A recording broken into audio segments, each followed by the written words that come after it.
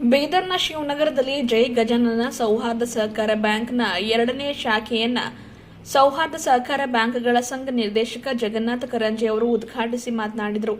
ಜೈ ಗಜಾನನ ಸೌಹಾರ್ದ ಸಹಕಾರಿ ಬ್ಯಾಂಕ್ ಜನತೆಗೆ ಉತ್ತಮ ಸಾಲ ಸೌಲಭ್ಯ ಮತ್ತು ಬದುಕು ಹಸನಾಗುವ ನಿಟ್ಟಿನಲ್ಲಿ ಸಹಕಾರ ನೀಡಲಿ ಎಂದು ಸೌಹಾರ್ದ ಸಹಕಾರ ಬ್ಯಾಂಕ್ಗಳ ಸಂಘ ನಿರ್ದೇಶಕ ಜಗನ್ನಾಥ ಕರಂಜೆ ಮಾತನಾಡಿ ತಿಳಿಸಿದ್ದಾರೆ.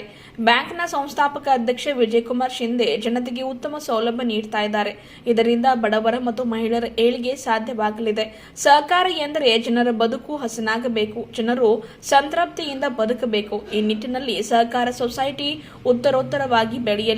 ಜನರೂ ಕೂಡ ಸಾಲ ಪಡೆದುಕೊಂಡು ಸಕಾಲಕ್ಕೆ ಹಿಂತಿರುಗಿಸಬೇಕು. ಹೀಗಾದಾಗ ಮಾತ್ರ ಸಹಕಾರಿ ಬ್ಯಾಂಕ್ಗಳು ಬೆಳೆಯಲು ಸಾಧ್ಯವಾಗಿದೆ.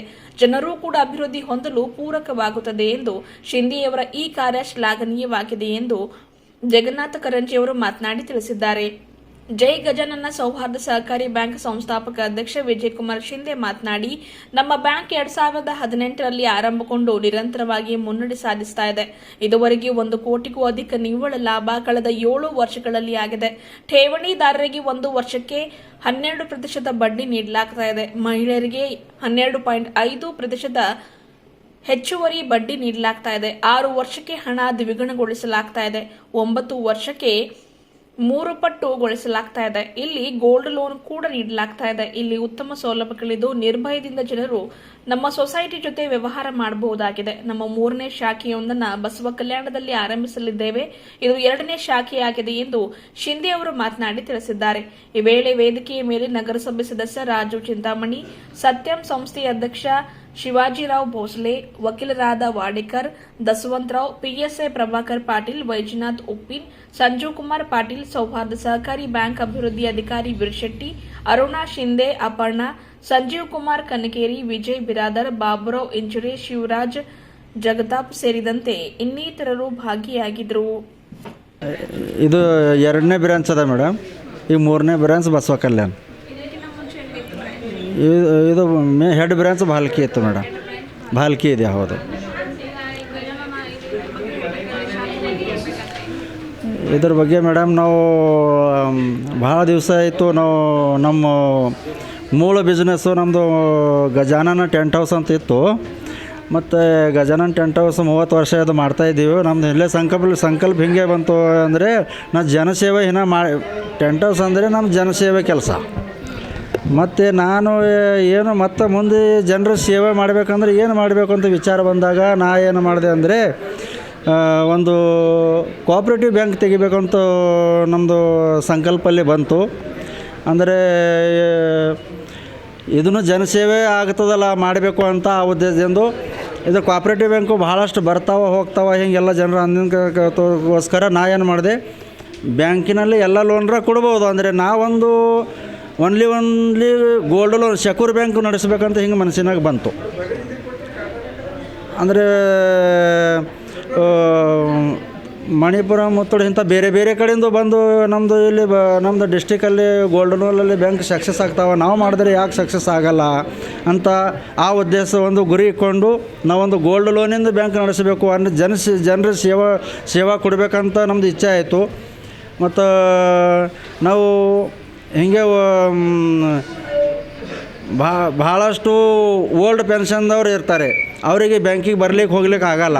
ನಾವು ಮನೆ ಹೋಗಿ ಅವಾಗ ಸೇವಾ ಕೊಟ್ಟಾಗ ನಮಗೂ ಹಿಂಗೆ ನಮಗೆ ಸೇವಾ ಆಗ್ತದಂತ ಅದು ಗುರಿ ಇಟ್ಕೊಂಡು ನಾವು ಹಿಂಗೆ ಜನಸೇವೆ ಮಾಡ್ಕೋತಾ ಇದು ಬ್ಯಾಂಕ್ ನಡೆಸ್ಬೇಕಂತ ಮನಸ್ಸಿನಲ್ಲಿ ಬಂತು. ಮಾಡ್ತಾಯಿದ್ದೀನಿ ಮೇಡಮ್. ಬಾಲ್ಕಿ ಮಾಡಿ 7 ವರ್ಷ ಆಯಿತು ಮೇಡಮ್. ಹಾಂ ಅದು ಹೆಡ್ ಬ್ರಾಂಚ್ ಮೇಡಮ್. 7 ವರ್ಷ ಆಯಿತು. ಮತ್ತು ಹೆಂಗೆ ಈಗ ಮತ್ತೆಷ್ಟು ಸೇವಾ ಮಾಡಬೇಕು ಅಂತ ಮನಸ್ಸು ಬಂದಾಗ ಬೀದರ್ ಡಿಸ್ಟಿಕಲ್ಲಿ ನಾವು ಸೇವಾ ಮಾಡಬೇಕಂದಾಗ ಮತ್ತು ನಾವು ಪರ್ಮಿಷನ್ಗೋಸ್ಕರ ನಾವು ಹೆಡ್ ಆಫೀಸ್ಗೆ ಅರ್ಜಿ ಬರೆದೀವಿ. ಮತ್ತು ಅರ್ಜಿ ಬರೆದ ತಕ್ಷಣ ಅವರು ನಮಗೆ 2 ಬ್ರಾಂಚಿಂದ ಪರ್ಮಿಷನ್ ಕೊಟ್ಟಿದ್ದಾರೆ, ಬೀದರು ಮತ್ತು ಬಸವ ಕಲ್ಯಾಣ. ಈಗ ಬೀದರ್ ಓಪನಿಂಗ್ ಇವತ್ತು ಮಾಡ್ತಾಯಿದ್ದೆವು. ಇವತ್ತು 12ನೇ ತಾರೀಕು. ಇವತ್ತು 12ನೇ ಜನವರಿ 2025. ಇವತ್ತು ಬ್ರಾಂಚ್ ಇದು ಓಪನ್ ಮಾಡಬೇಕಂತೂ ನಾವು ಗುರಿ ಇಟ್ಕೊಂಡು ಇವತ್ತು ಮಾಡ್ತಾ ಇದ್ದೀವಿ. ಈಗ ಸೆಕೆಂಡ್ ಬ್ರಾಂಚು ಈಗ ಅಲ್ಲಿ ಬಸವ ಕಲ್ಯಾಣ ಕೆಲಸ ಚಾಲೂ ಇದೆ. ಅದು ಇದೇ ಜನವರಿ ತಿಂಗಳಲ್ಲಿ ಅಲ್ಲಿ ಓಪನ್ ಮಾಡಬೇಕು ಅಂತ ನಾವು ಆಗೋಸ್ಕರ ನಾವು ಕೆಲಸ ಮಾಡ್ತಾಯಿದ್ದೀವಿ ಮೇಡಮ್. ನೋಡಿ ಸರ್, ಇಲ್ಲಿ ನಾವು rate of interest 12% rate of interest ಇಕ್ಕಿದೆವು. ಎಫ್ ಡಿಗೆ 12% ಇಕ್ಕಿದೆವು. ಮತ್ತು ಸೀನಿಯರ್ ಸಿಟಿಜನ್ಗೆ ಲೇಡೀಸ್ಗೋಸ್ಕರ 12.5 ಇಕ್ಕಿದೆವು ಅಂತ. स्कीम क्या क्या है बोलो तो हमारे पास पिग्मी लोन है. मार्केट में पिग्मी करना जो 25,000 भरता है उनको 50,000 लोन करते हैं.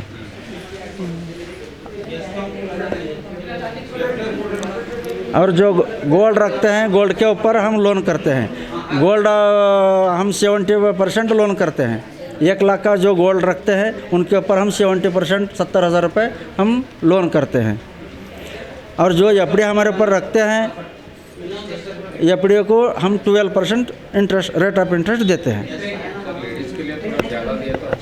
नहीं, लेडीज़ के लिए तो हम 12.5 रखे हैं वो. हाँ नहीं, अभी कैसा है अभी नहीं वो नहीं आपका इरादा सही है. हम तो सेवा करने के लिए तो हम ब्रांचेस बढ़ा रहे हैं. हम ज़्यादा से ज़्यादा लोगों का सेवा करना ये हमारा लक्ष्य है और उद्देश्य है. हाँ, हमारा सेवा भाव लेकर के हम काम कर रहे हैं. यहाँ पर बैंक में 4 एम्प्लॉयज़ है और फील्ड वर्क के लिए 4 एम्प्लॉयज़ है. निव्वल लाभ हमारा पिछले साल में टोटल अब 6 साल का, अभी 7 साल चालू है, 6 साल का टोटल निव्वल लाभ 1 करोड़ के अभाव हो गया है.